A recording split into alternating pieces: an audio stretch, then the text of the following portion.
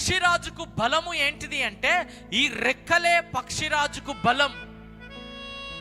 ఈ రెక్కల ద్వారానే ఉన్నతమైన స్థితిలో ఎగరగలుగుతుంది. ఈ రెక్కల ద్వారానే ఉన్నతమైన స్థానంలో నడిపించబడుతుంది.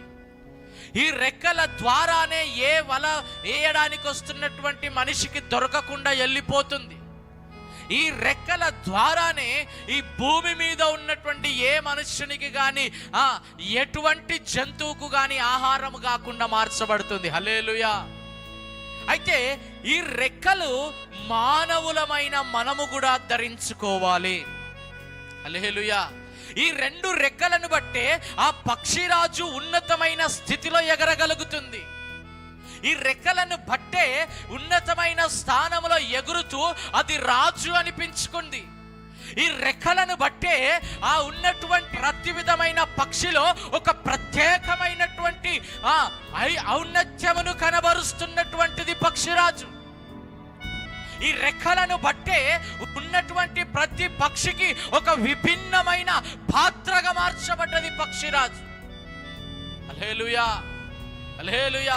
అందుకే మానవుని యొక్క జీవితము దేంతో పోల్చబడ్డది అంటే పక్షిరాజుతో పోల్చబడ్డది. మనుష్యుని యొక్క జీవితము పక్షిరాజుతో పోల్చబడ్డది. మనిషి బ్రతుకుతున్న దినాలు మరణించేంత వరకు కూడా, పుట్టుక నుంచి మరణించేంత వరకు కూడా మానవుణ్ణి దేంతో దేవుడు పోల్చినాడంటే, మొదటగా పక్షిరాజుతో పోల్చినాడు, రెండోదిగా సింహముతో పోల్చినాడు. హల్లెలూయా. పక్షిరాజు దేనికి సాదృశ్యము అంటే శ్రమలకు సాదృశ్యం. ఈ పక్షిరాజు దేనికి సాదృశ్యం అంటే అవమానాలకు సాదృశ్యం. ఈ పక్షిరాజు దేనికి సాదృశ్యం అంటే తానంతల తానే కృంగిపోయే దానికి సాదృశ్యం.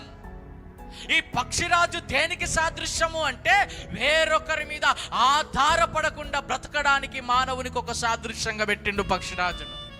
హల్లెలూయా, హల్లెలూయా.